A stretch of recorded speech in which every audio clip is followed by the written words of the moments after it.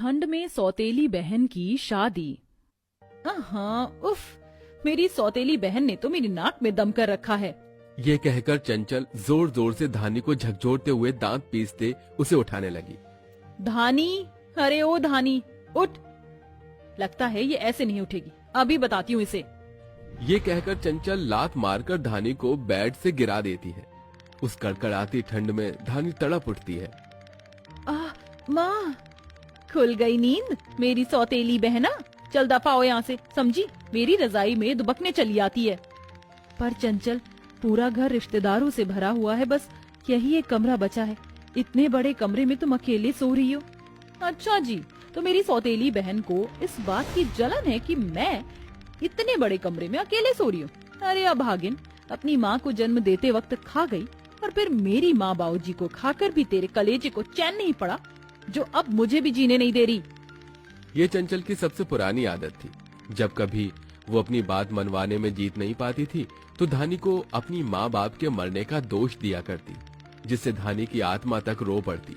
वो बेचारी आंखों में आंसू लिए कमरे से निकल जाती है और कड़कड़ाती ठंड में आंगन में बैठ जाती है, जहाँ घनी ओस जमी थी।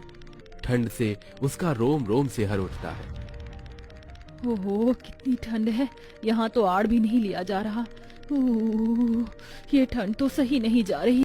इसी के साथ धानी की पलकें भीग गईं और भर्राई मन से उसने कहा, माँ, बाऊजी, आज आपकी बिट्टू को आपकी बड़ी याद आ रही है।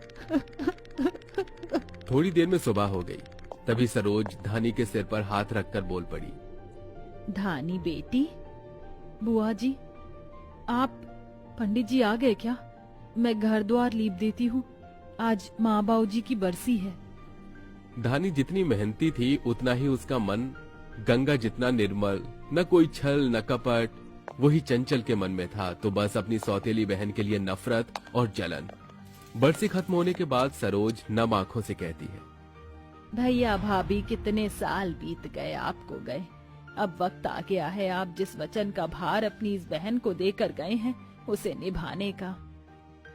उफ, ये सरोज बुआ जी का ड्रामा जाने कब खत्म होगा। पक गई हूँ मैं। चंचल, धानी बेटी, कल तुम दोनों बहनों को देखने लड़के वाले आ रहे हैं, अच्छे से तैयार हो जाना। जी बुआ जी। धानी ने सिर झुकाकर सहमति जता दी, पर चंचल सवालों की लंबी लिस्ट लेकर खड़ी कर देती है। देखिए बुआ जी, मैं मेरी सौतेली बहन की तरह बिल्कुल भी नहीं, जो कहीं भी बंध जाऊं। लड़का कैसा है, क्या करता है, घर कैसा है, ये तो बताइए। ऐसे थोड़ी ना मैं किसी भी ऐरे गहरे नत्थू खैरे गैर से